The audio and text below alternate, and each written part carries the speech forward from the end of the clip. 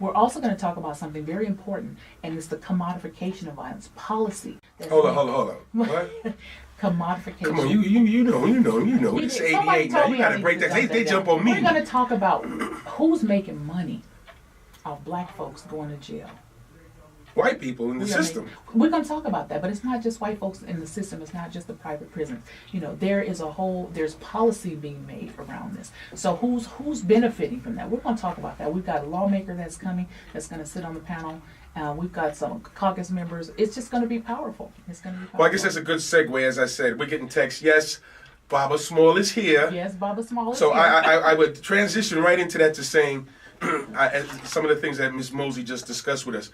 Is this violence thing new? I mean, did we not have violence upon each other on the continent? And, was there domestic abuse? Or is this something we learned during this colonialization of Nubians? If I don't want to answer that. But I'm just looking at you, but I'm talking to him. I know the answer to the question. It's the Michael. But that was the wrong question, Franklyn. Okay. We always flip it like that. The black folks enslaved themselves. The black folks beat one another. No. Violence is a symptom of something else. It's not the principal issue. It seems to be the principal issue because it seems so harsh. But it's a symptom. It is a symptom of people who are oppressed and depressed. Depressed as a result of the oppression, which is cultural, political, economic, and spiritual. And that oppression in those four categories is what is producing the violence that Lisa was talking about. And if we go back to Africa, there's no society in the world where there wasn't some sort of conflict. But what most societies in the past have done very well is come up with conflict resolution methodologies that didn't allow us to get to the phobic state that we're in now with violence on every spectrum of our relationship. In ancient Africa, they had laws like going all the way, you just came back from Egypt. And in Egypt, you got what they call the negative confessions, or, where someone said, I have not killed, I have not stolen, I have not committed adultery. Well, that is being said because those things have manifested in the society. So these things were happening in that society. But they came up with a way to mitigate it without it becoming pandemic like it is in the society we're in today. We just saw one of the worst crises in the history of this nation.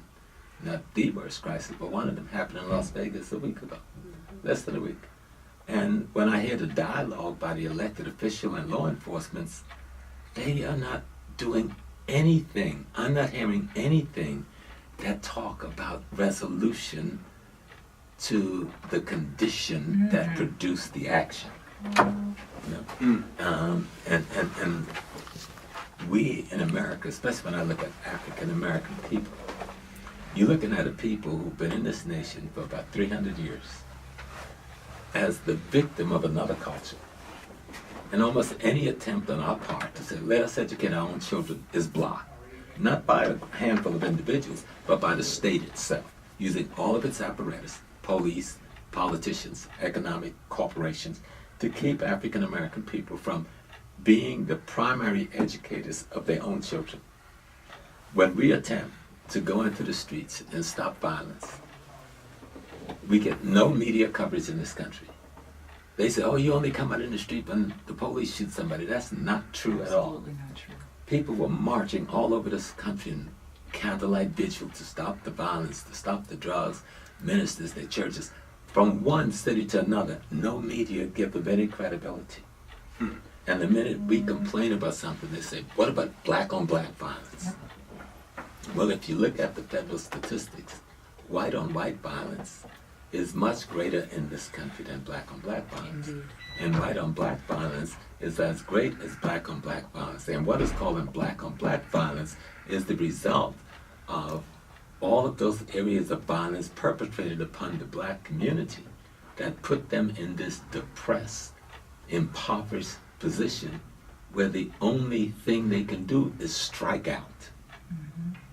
And so we need to discuss really the economic, political, and cultural and spiritual violence that the state, what I mean by the state, the laws on the local level, the state level, and the federal level that deals with housing, that deals with education, that deals with incarceration, those laws that can corral a people into an impoverished geographical space and unemployment deliberately manufactured, then create the conditions where the only thing that people can do is react, and most reaction is violent on whatever level you use it.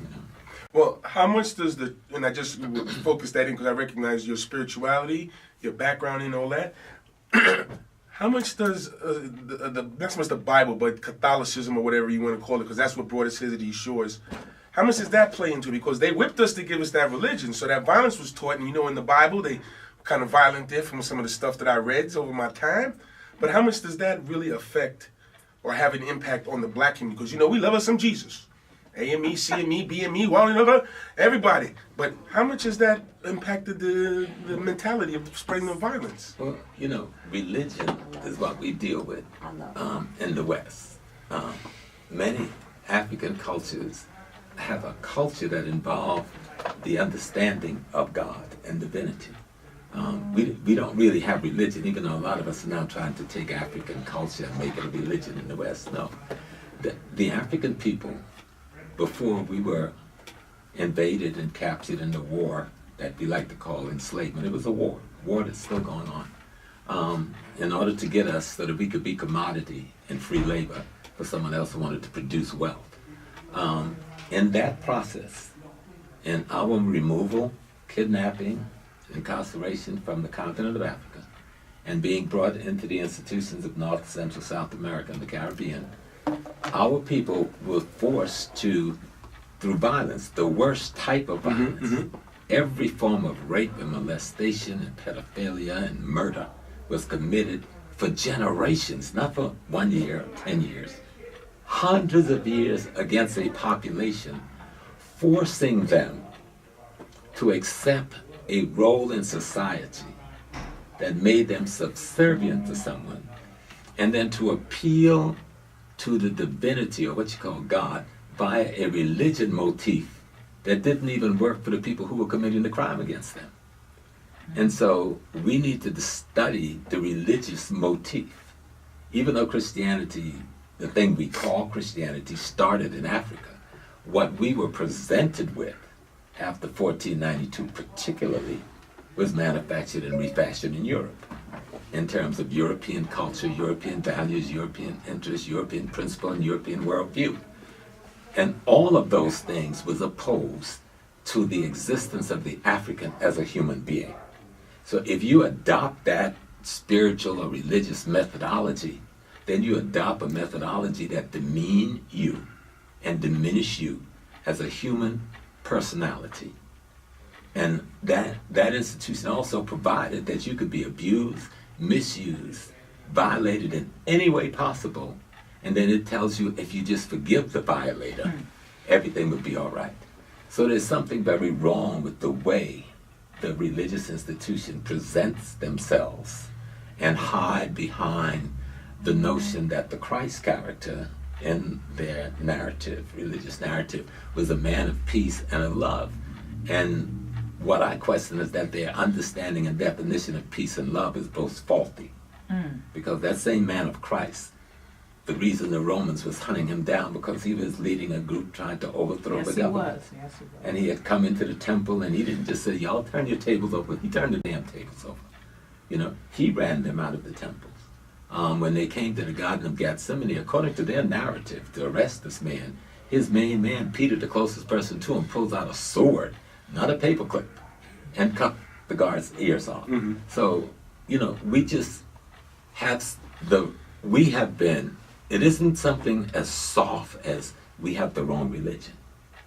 We have been, as a people, meaning the African people, and a lot of the white Americans that don't even know they've been a part of a genocide process. If you look at the first laws made in this country around slavery, it was made to kill white people who helped black people. That's deep, right? Mm-hmm. So Yep. we need to go read LaRon Bennett's Shaping of Black America, and read a book like Before the Mayflower, also by Dr. Bennett, and kind of get a fix on this thing. And so you see that we are in an institution that was built off of murder and genocide, off of violence on every level, violence against men and women, molestation of men and women for the sake of breaking the human spirit to make them subservient to a few who wanted to gain wealth without doing labor. And so the institutions, like the religious institutions that was handed to the victims, were never designed to give them salvation, but to keep them perpetually in servitude. And so if you use the methodology of the murderer, or the methodology the murderer and the thief and the brigand has used against you, and you adopt that methodology, then you will use that same methodology against yourself, and you get the same results. But shouldn't we have stopped that once we so-called became emancipated, so to speak? I mean, because, my grandma used to tear Frank up. Don't get me wrong, Frank probably deserved it. But at the same time, I understand she thought that was making a difference with the corporal punishment that the West Indian families and immediate retribution will have upon you. But we accept that as a divide now, right? We make the assumption because somebody says, I'm free or I'm emancipated, that they're really free or they're really emancipated. So we need to look at the definition of even freedom. What does that mean? Free to do what? What is the body of knowledge that forms the value system that determines your behavior? Where did it come from? The oppressors. That's right. So you're not free then. You may be free to walk about. You have some parameter of how it's like being in prison.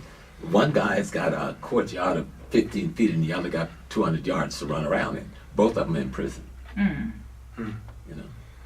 You have it here. We are talking. This is Like It Is Radio. I see the phone lines is already on. I'll get to the callers. You can hit us up at 702-647-3688. Frank, I want to touch on what you were talking about as far as your grandmother, as you say, beating you. And, we in the Black community, that's what we learned. But the system has always mandated that we use violence against our children. Even now, the system still mandates that, and I want to go back to. But it doesn't, though. You can't hit your kids. You can't beat me like you. Hold on, I'm going somewhere with this. Just follow me.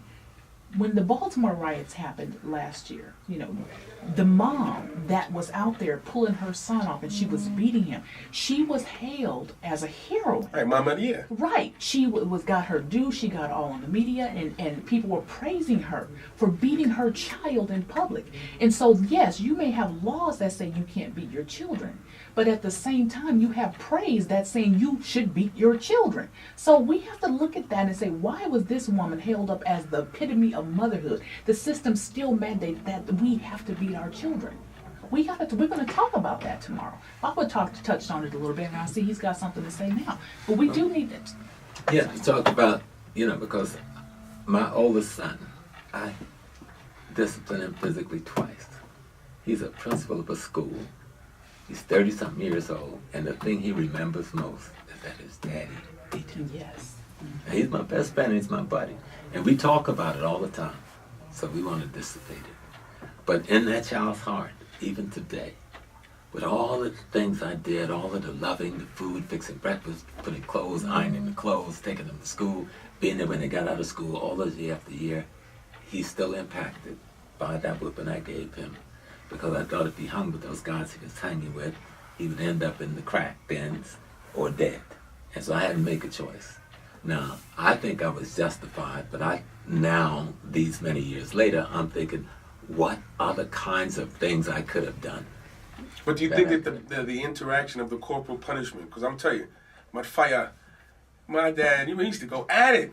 And I'll be honest, I was trying to be honest, I caught it. And one time I caught it so bad, they would call it child abuse now. But for me, that black eye, that straightened the Negro out. It may appear that, but Right. now I'm dealing with grandchildren, and I'm dealing with them differently. And I'm still getting a good result. Matter of fact, probably a better result. Because I'm not putting that fear in them. Yet I'm teaching them to have the discipline to discriminate between what's right and what's wrong, what's good and what's bad. it's just that we have to come up with a new paradigm, a new cultural paradigm that presents a value perspective on how to come to conflict resolutions, how to solve problems that we don't get in our daily life and we don't get in the educational system as a part of our social studies or any of our literature when we are children. You know, we weren't allowed to, they got something in America called the Boy Scouts, put together by a British guy who went to Africa as a military officer and saw something called the Asafo companies, which were the youth militias of all African villages, brought it back here and copied it and called it the Boy Scouts. I like to drop those little jewels. Thank you. Master and so, teacher. We, when we were brought here as prisoners of war, weren't allowed to bring our institutions. And we can create institutions within the family, within the community, that would mitigate having to be verbally violent or physically violent, because we have teaching institutions from the youngest level to the adult level that would teach those same values. See? And then the other thing is we're using violence as a way to control our children versus teaching our children how to control themselves and how to control the decisions that they make and instill in them their own value and their own worth. I believe if we taught our children their own value and their own worth and where they come from, their culture, we're not going to see those disciplinary problems that we're seeing, that we're using violence to stop. We're not going to see that. But we aren't teaching our you're children. Right on point. Right, and Bobby, you taught me that we aren't teaching our children their history. We aren't teaching them that they are valuable. When you know who you are and you understand that you have something to share, you have something to offer, you are not going to conduct yourself in a way that somebody's going to need to use violence against you. That's where we have to get back to, and that's what Bobby's going to talk about tomorrow. We're also going to, that's part of Dr. Patton's presentation also. We do have alternatives. We don't have to use violence with each other. We don't have to use violence with our children. We can teach ourselves our own love for ourselves, and that's where it starts. When you understand who you are and your love for yourself, you aren't going to want to hurt other people. When you understand your connection to the divine and to your God, you aren't going to need to use violence. You remember when Dr. King, I opposed Dr. King when I was young, you know, and I go back to those days. I met Dr. King. I met Malcolm X. We opposed him with this nonviolent thing. But I was to live long enough to realize that we were wrong. Because he wasn't just saying be a victim. He was saying don't become the victimizer.